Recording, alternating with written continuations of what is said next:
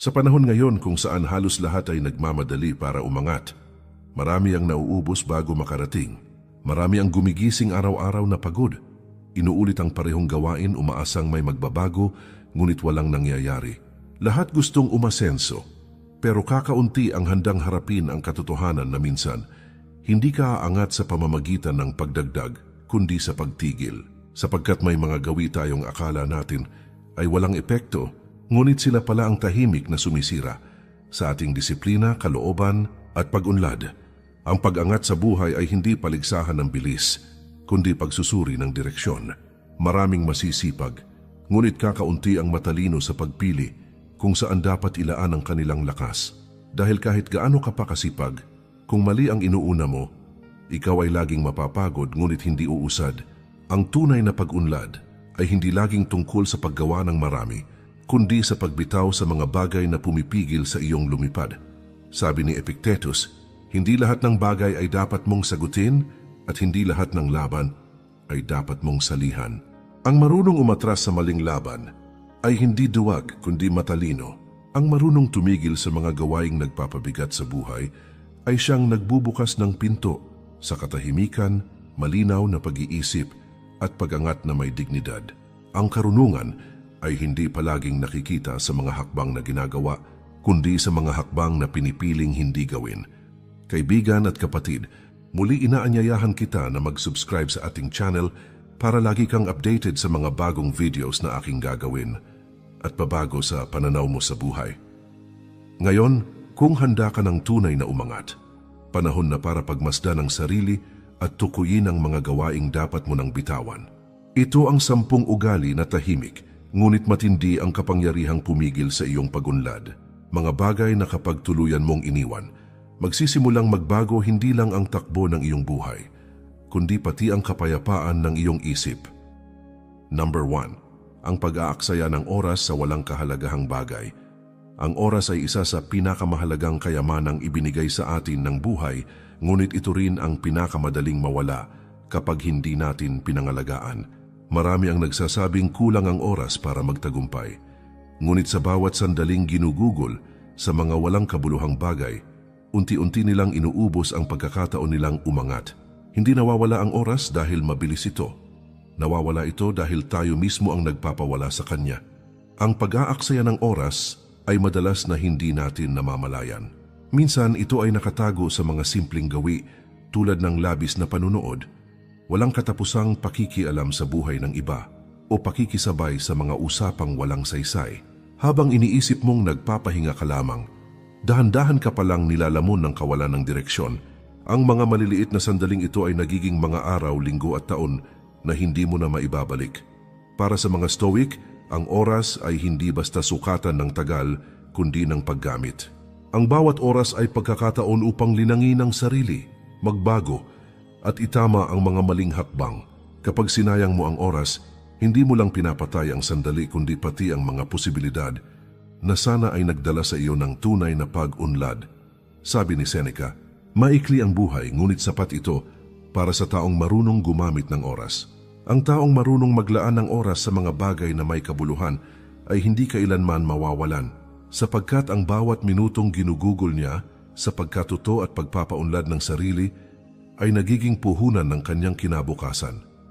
Kapag natutunan mong igalang ang oras, unti-unti mong mauunawaan na hindi mo kailangang magmadali para umangat.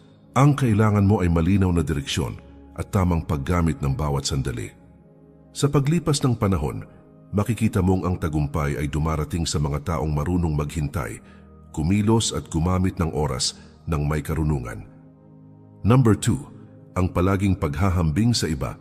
Ang paghahambing sa sarili sa buhay ng ibang tao ay isang tahimik ngunit makapangyarihang hadlang sa pag-unlad. Kapag palagi mong tinitingnan ang tagumpay, kayamanan o estado ng iba, nawawala ang focus mo sa sariling landas. Ang iyong lakas at oras ay nagiging panlabas na kompetisyon sa halip na pagtutok sa tunay na pag-angat ng sarili. Ang paghahambing ay nagdudulot ng kawalang kasiyahan at kawalan ng kapayapaan sa kalooban. Madalas nating isipin na kung masusundan natin ang yapak ng iba, mas mabilis tayong aabante. Ngunit ang bawat tao ay may sariling panahon at paraan ng pag-unlad. Ang sinumang magtatangkang gayahin ng iba ay palaging matutukso ng pagkabigo. Ang tunay na tagumpay ay hindi nasusukat sa kung paano tayo nakikita ng iba, kundi sa kung paano natin nakikita at pinapabuti ang ating sarili. Sabi ni Marcus Aurelius, huwag mong ikumpara ang sarili sa iba, sapagkat ang bawat isa ay may sariling landas at oras. Ang karunungan ay makikita sa kakayahang tingnan ang sarili bilang natatangi at sapat sa kanyang sariling paglalakbay. Ang paghahambing ay walang saysay sapagkat wala tayong kontrol sa buhay ng iba. Ang kontrol ay nasa sariling aksyon at disiplina.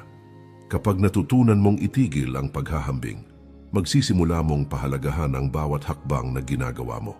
Ang mga maliit na tagumpay, ang mga tahimik na pag-unlad, at ang bawat aral ay nagiging pundasyon ng mas matatag na sarili. Ang focus ay lumilipat mula sa ingay ng mundo patungo sa katahimikan ng iyong isip at kaluluwa. Ang taong hindi nahuhulog sa patibong ng paghahambing ay nakakamit ang kapayapaan at tunay na paglago. Hindi siya nasasakal ng inggit o panghihina ng loob.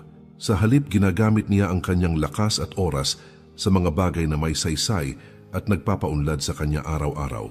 Sa ganitong paraan, ang pag-angat ay nagiging natural at hindi pilit. Number 3. Ang pagpapabaya sa sariling kalusugan at katawan.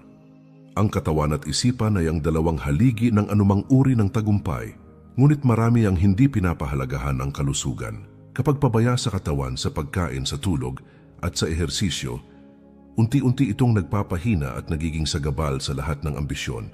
Ang malusog na katawan ay pundasyon ng matibay na isipan at matatag na desisyon. Kapag ito ay pinabayaan, kahit gaano katalino o kasipag ang isang tao, mababawasan ang kanyang kakayahang umangat. Ang pagpapabaya sa kalusugan ay hindi lamang pisikal, kasama rin dito ang pagpapabaya sa isip sa pamamagitan ng labis na stress, kakulangan sa pahinga at pagbibigay daan sa negatibong emosyon. Ang Stoic ay nagtuturo na ang kalmado at balanseng isip ay mahalaga upang makita ang tamang landas at gumawa ng makabuluhang desisyon. Ang katawan at isipan ay magkaugnay. Kapag ang isa ay mahina, ang isa ay sumusunod. Sabi ni Epictetus, ang katawan ay tahanan ng kaluluwa, kaya dapat itong alagaan upang ang isip ay maging malaya at malinaw. Ang karunungan ay hindi lang nakikita sa kung gaano karami ang iyong nalalaman, kundi sa kung gaano mo pinapangalagaan ang sarili upang magamit ang kaalaman na iyon sa tamang paraan. Ang tamang pagkain, pahinga at ehersisyo ay hindi lamang pisikal na pangangalaga, kundi disiplina sa sarili. Kapag natutunan mong pahalagahan ang iyong kalusugan, magsisimulang lumakas ang iyong kakayahan sa lahat ng aspeto ng buhay. Ang enerhiya ay hindi lamang para sa trabaho o panlabas na gawain, kundi para rin sa pagpapalago ng isip at espiritu. Ang isang taong malakas at malusog ay mas handa sa anumang hamon at mas mabilis makakaangat sa buhay. Ang taong nagbibigay halaga sa katawan at isipan ay may kakayahang gumawa ng matalinong desisyon at manatiling matatag sa harap ng pagsubok. Hindi siya madaling panghinaan ng loob at hindi rin siya madaling masira ng mga hamon ng mundo. Sa ganitong paraan, ang kalusugan ay nagiging susi hindi lamang sa pisikal na lakas, kundi sa kabuuang pag-angat at tagumpay. Number 4, ang palaging pagpapaliban sa mahahalagang gawain. Maraming tao ang nagnanais umangat ngunit paulit-ulit na ipinagpapaliban ang mga bagay na tunay na mahalaga. Ang pagpapaliban ay isang tahimik na halimaw na kumakain sa oras at oportunidad. Ang bawat pagkakataong hindi ginamit upang kumilos, matuto o magdesisyon ay unti-unting nagiging pabigat sa pag-unlad. Habang iniisip na bukas ay magsisimula, ang bukas ay patuloy na nauuwi sa kahapon. Ang pagpapaliban ay kadalasan dulot ng takot, kawalan ng kumpiyansa o kagustuhang maging komportable. Ngunit ang pag-angat ay hindi nangyayari sa komportableng lugar. Ang pagbabago at pag-unlad ay nangangailangan ng aksyon, at ang aksyon ay nangangailangan ng tapang na humarap sa hindi tiyak at minsang masakit na proseso. Ang taong palaging nag-aantala ay nahuhuli sa bawat hakbang na dapat ay kanyang sinimulan. Sabi ni Seneca, ang hindi kumikilos ngayon ay mananatiling gaya ng kahapon. Ang tunay na karunungan ay nakikita sa kakayahang simulan ang tama sa tamang oras. Ang bawat hakbang, gaano man kaliit, ay nagdadala ng momentum na unti-unting nagtutulak sa tao tungo sa kanyang layunin. Ang pagpapaliban ay pagtalikod sa pagkakataong maging higit sa sarili. Kapag natutunan mong harapin ang mahahalagang gawain agad, mararamdaman mo ang pagbabago sa iyong sarili at sa takbo ng iyong buhay. Ang pagkilos sa tamang oras ay nagdudulot ng kumpiyansa, kasiyahan at malinaw na direksyon. Ang bawat hakbang na hindi mo ipinagpapaliban ay pundasyon ng mas matatag at mas maayos na kinabukasan. Ang taong hindi nagpapaliban ay hindi lamang produktibo kundi disiplinado at may paninindigan. Sa bawat desisyon na ginawa niya sa tamang panahon, lumalago ang kanyang kakayahan at karakter. Ang pag-angat ay hindi na isang pangarap, kundi isang tuloy-tuloy na proseso na kanyang tinatahak araw-araw. Number 5. Ang pagsunod sa opinyon ng iba nang walang pagsusuri. Maraming tao ang humihingi ng direksyon sa opinyon ng iba at madalas ay sinusunod ito nang walang sariling pagsusuri. Kapag ang bawat desisyon ay nakabase sa sinasabi ng iba, nawawala ang sariling pagkakakilanlan at kakayahang gumawa ng tamang hakbang para sa sarili. Ang pag-asa sa opinyon ng iba ay nagdudulot ng kalituhan, kawalan ng paninindigan, at kadalasan ay pagkabigo. Ang mundo ay puno ng payo at opinyon, ngunit hindi lahat ay para sa iyo. Ang tunay na karunungan ay matatagpuan sa kakayahang suriin ang bawat payo at piliin kung alin ang makakabuti sa iyong pag-unlad. Ang sinumang palaging sumusunod sa iba ay palaging naaapektuhan ng galaw, tagumpay, o pagkakamali ng iba at nawawala sa kanyang sariling landas. Sabi ni Marcus Aurelius, hindi ang opinyon ng iba ang magtatakda ng iyong direksyon, kundi ang iyong sariling pagpapasya at disiplina. Ang tunay na kalayaan at tagumpay ay nagsisimula sa sariling pagsusuri at paninindigan. Ang marunong mag-isip at kumilos para sa sarili ay hindi basta nasusunod ng agos ng opinyon ng nakararami, kundi lumilikha ng sariling landas. Kapag natutunan mong pahalagahan ang sariling pagsusuri kaysa sa opinyon ng iba, mas malinaw ang direksyon ng iyong buhay. Mas nagiging matatag ka sa bawat hakbang at mas handa sa mga pagsubok. Ang pag-angat ay nagiging bunga ng sariling karunungan at paninindigan, hindi ng impluwensya ng ibang tao. Ang taong may sariling paninindigan ay hindi madaling maligaw o mawalan ng motibasyon. Ang kanyang mga desisyon ay nakabatay sa tamang pagsusuri, hindi sa kung ano ang gusto ng nakapaligid. Sa ganitong paraan, ang tagumpay at pag-angat ay hindi lamang pansamantala kundi nagiging matibay at makabuluhan sa bawat aspeto ng buhay. Number 6. Ang pagpapanatili ng mga toxic na relasyon. Maraming tao ang nahuhulog sa bitag ng mga relasyon na sumisira sa kanilang pag-unlad. Ang mga taong laging kritikal, negatibo o gumagamit ng iba para sa sariling kapakinabangan ay unti-unting kumakain sa enerhiya at determinasyon ng isang tao. Ang pagpapanatili ng ganitong relasyon ay parang paglakad sa mabigat na putik. Bawat hakbang ay nagpapabagal sa iyong pag-angat. Hindi lahat ng kasama sa buhay ay nararapat manatili. Ang Stoic ay nagtuturo na ang kapaligiran ay may malakas na epekto sa isip at asal ng tao. Kapag ang paligid ay puno ng inggit, galit at kawalan ng suporta, mahirap makamit ang kalinawan at disiplina. Ang tunay na kaibigan ay nagtataguyod ng kabutihan, hindi nagpapabigat sa ating pasanin. Sabi ni Epictetus, pumili ng kasama sa buhay na nagpapalakas sa iyong isip at karakter at iwasan ang nagpapahina nito. Ang karunungan ay nakikita sa kakayahang kilalanin kung sino ang nararapat manatili sa iyong buhay at kung sino ang dapat mong lisanin. Ang paghihiwalay sa mga toxic na relasyon ay hindi pagiging selfish, kundi proteksyon sa sarili at sa sariling pag-unlad. Kapag natutunan mong palayain ang sarili mula sa mga relasyon na pumipigil sa iyong paglago, makakaranas ka ng bagong kalayaan.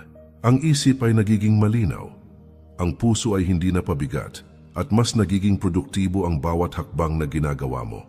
Ang pag-angat ay mas mabilis at mas tiyak kapag hindi ka hinahadlangan ng negatibong impluwensya.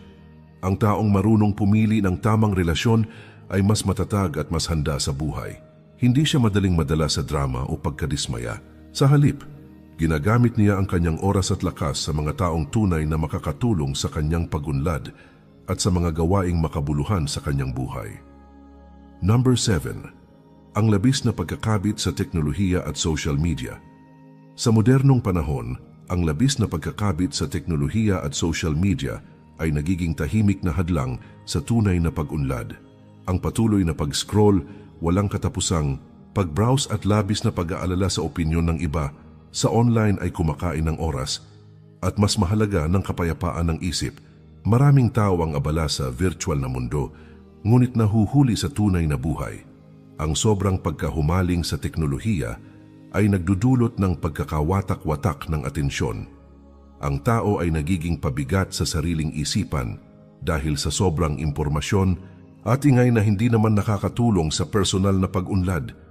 Ang Stoic ay nagtuturo na ang kontrol sa sarili ay nakasalalay sa kakayahang piliin kung saan ilalaan ang pansin. Kapag ang atensyon ay laging nakatuon sa mga walang saysay na bagay, nawawala ang lakas para sa mahahalagang hakbang. Sabi ni Seneca, huwag hayaang ang labis na aliwan at ingay ng mundo ay guluhin ang katahimikan ng iyong isip.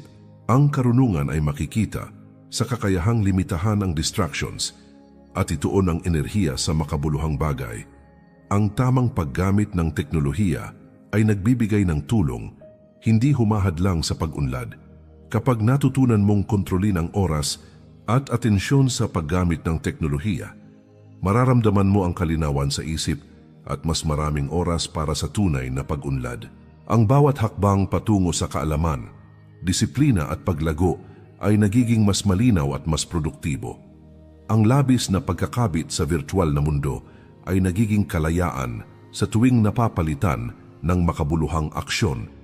Ang taong marunong gumamit ng teknolohiya ng may disiplina ay mas handa sa anumang hamon sa buhay. Hindi siya madaling maligaw o mawalan ng oras sa walang saysay na bagay.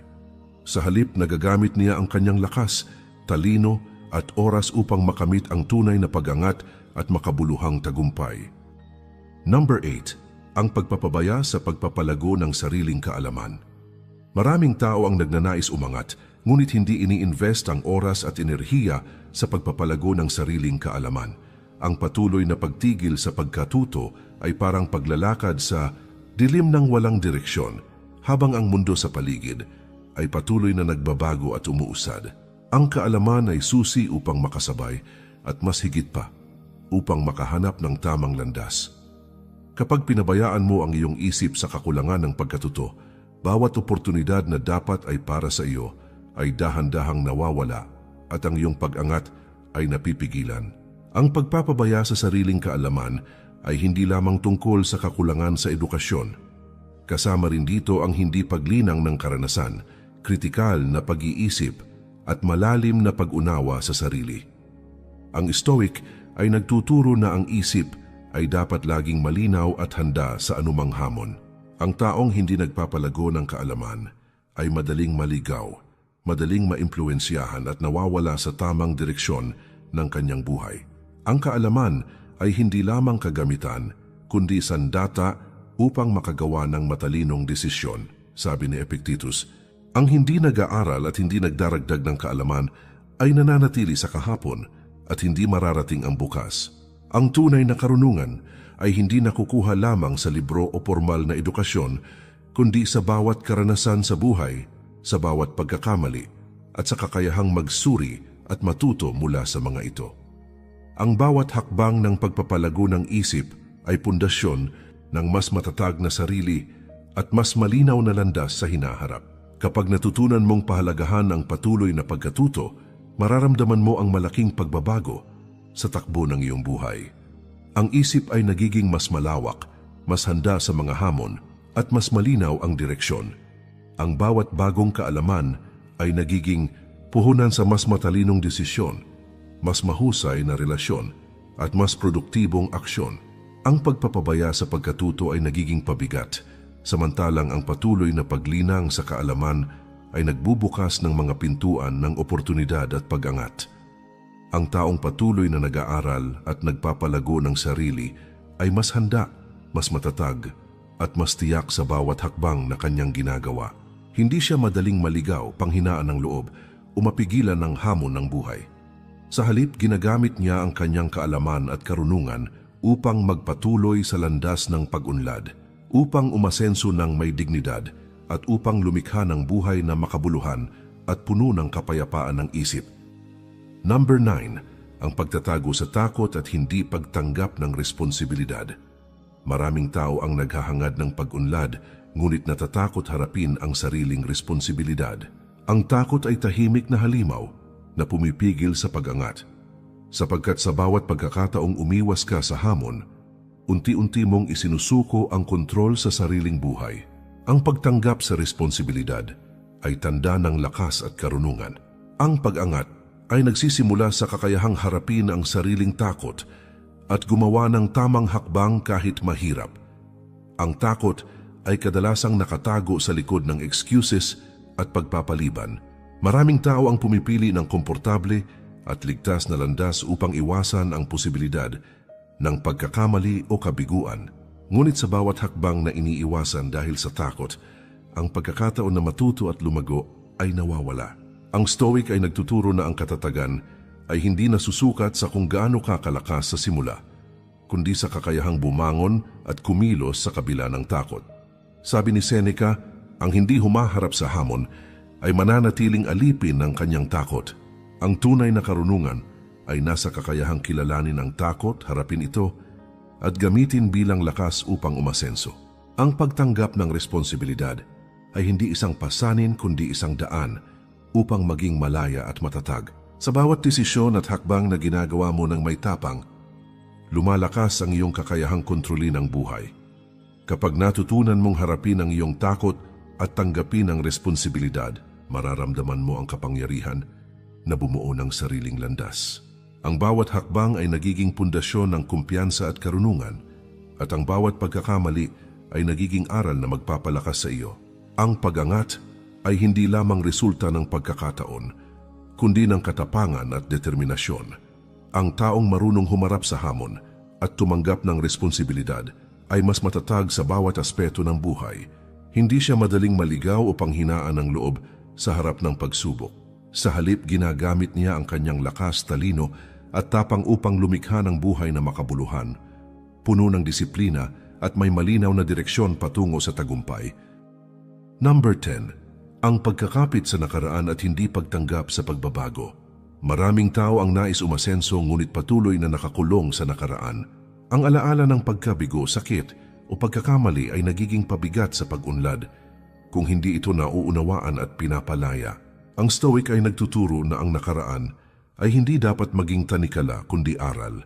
Ang pag-angat ay nagsisimula sa kakayahang bitawan ng mga bagay na hindi mo na mababago at ituon ang lakas sa kasalukuyan at hinaharap. Ang labis na pagkakapit sa nakaraan ay nagdudulot ng pag-aalinlangan at kawalan ng tapang sa paggawa ng tamang hakbang. Maraming tao ang hindi makausad dahil inuulit-ulit ang parehong alaala at pagkakamali. Sinusubukang itama ang nakaraan sa halip na gumawa ng bago sa kasalukuyan. Ngunit ang oras ay patuloy na tumatakbo at ang pagkapit sa nakaraan ay nagiging hadlang sa lahat ng posibilidad ng pagunlad. Sabi ni Marcus Aurelius, ang hinaharap ay pag-aari ng iisang nag-iisip ng malinaw at kumikilos sa kasalukuyan. Ang karunungan ay makikita sa kakayahang tanggapin ang pagbabago, pag-aralan ng nakaraan at gamitin ito bilang gabay, hindi bilang pasanin. Ang pag-angat ay nangangailangan ng tapang na palayain ang sarili mula sa bigat ng nakaraan at yakapin ang mga bagong oportunidad. Kapag natutunan mong bitawan ang nakaraan at tanggapin ang pagbabago, mararamdaman mo ang kalayaan sa isip at kapayapaan sa puso. Ang bawat hakbang na ginagawa mo ay nagiging makabuluhan at puno ng direksyon. Ang pag-angat ay nagiging mas natural at mas tiyak kapag hindi ka na hinahadlangan ng alaala o pangamba mula sa nakaraan. Ang taong marunong magpalaya sa nakaraan at tanggapin ang pagbabago ay mas handa sa hamon at oportunidad ng buhay. Hindi siya madaling maligaw o mahulog sa takot at panghihinayang. Sa halip, ginagamit niya ang kanyang karanasan bilang gabay at ang kanyang isip at puso ay nakatuon sa paglago, tagumpay at mas makabuluhang paglalakbay sa buhay. Sa paglalakbay ng buhay, ang bawat hakbang patungo sa pag-unlad ay nagsisimula sa pagtigil sa mga bagay na humahadlang sa ating paglago. Ang pag-angat ay hindi laging tungkol sa pagdagdag ng gawain o tagumpay, kundi sa karunungan na bitawan ang mga hindi nakakatulong. Ang katahimikan, disiplina at malinaw na isip ay sandata ng sinumang nagnanais maging malaya at matatag sa kabila ng unos at tukso ng mundo. Ang mga gawi, ugali at paniniwalang pumipigil sa atin ay hindi basta-basta mawawala. Kailangan itong kilalanin, harapin at palayain. Ang Stoic ay nagtuturo na ang tunay na kapangyarihan ay nasa kakayahang kontrolin ang sarili, hindi ang mundo sa paligid. Ang bawat hakbang na ginagawa ng may karunungan at disiplina ay nagtutulak sa atin patungo sa mas mataas na antas ng sarili. Ang pagbabago ay hindi laging madali, ngunit ito ang tanging daan upang maranasan ang tunay na pag-angat. Ang taong matatag ay hindi takot sa pagharap sa sariling kahinaan at hindi nag-aaksaya ng oras sa walang saysay. Sa bawat pagpili na tama, sa bawat hakbang na makabuluhan, ang buhay ay unti-unting nagiging mas maliwanag at mas malaya. Kaibigan at kapatid, muli, inaanyayahan kita na mag-subscribe sa ating channel para lagi kang updated sa mga bagong videos na aking gagawin at babago sa pananaw mo sa buhay.